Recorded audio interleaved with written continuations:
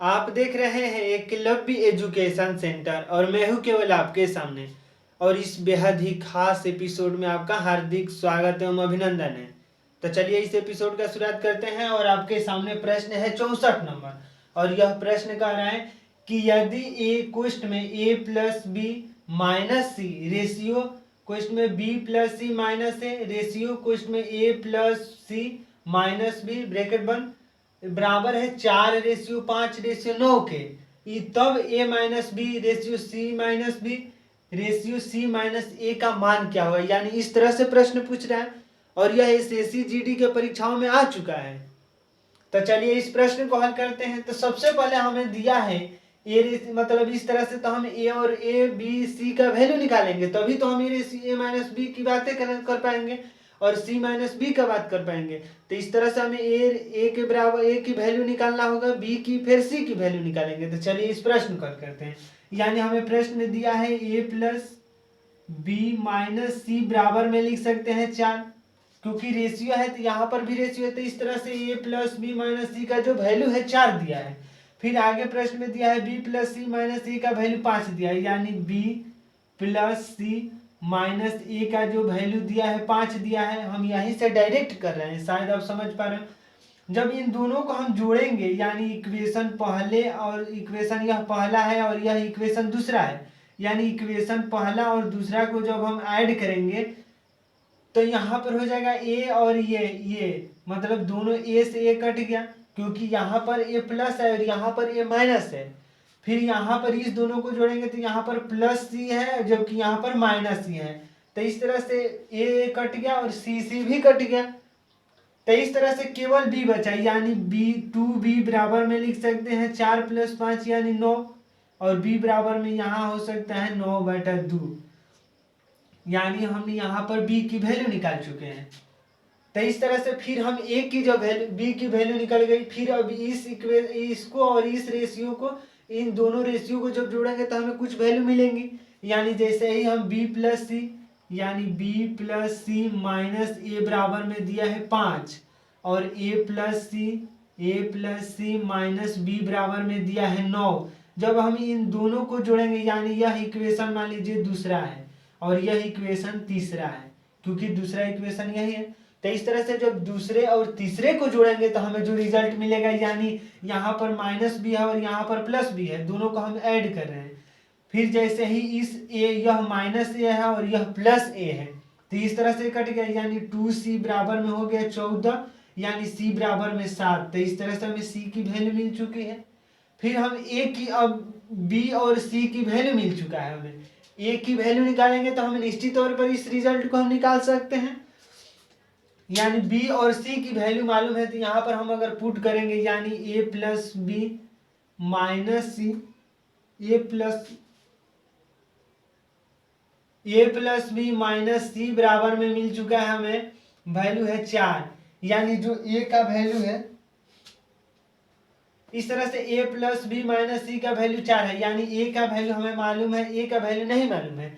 यानी जैसे ही हम ए की वैल्यू, ए बराबर में लिख सकते हैं 4 माइनस बी प्लस सी, यानी ए बराबर में लिख सकते हैं 4 और माइनस बी की वैल्यू माइनस करेंगे, यानी -9/2 और प्लस सी यानी +7। तो इस तरह से करेंगे तो 4 दूनी का 8 हो जाएगा।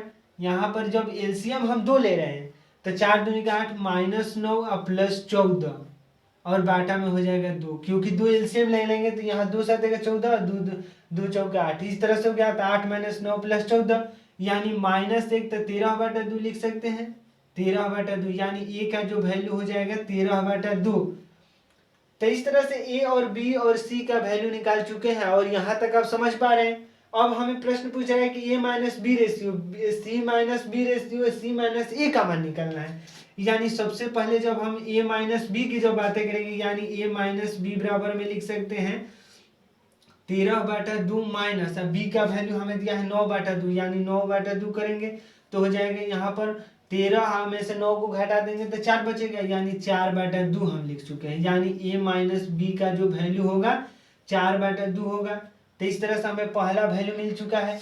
जब हम आगे की बातें करेंगे, यानी यहाँ पर हम लिखना चाहेंगे, फिर हमें सी माइनस बी की वैल्यू निकालेंगे, यानी सी माइनस बी बराबर में हो जाएगा, सी का वैल्यू दिया है 7, यानी 7 लिख चुके हैं। और बी का वैल्यू दिया है 9/2, यानी यहाँ पर हम लिख देंगे 9/2। यानी जैसे 2 7 का 14, 14 में से यानी 14 माइनस 9/2, यानी 14 में से 9 जाएगा यानी 5/2।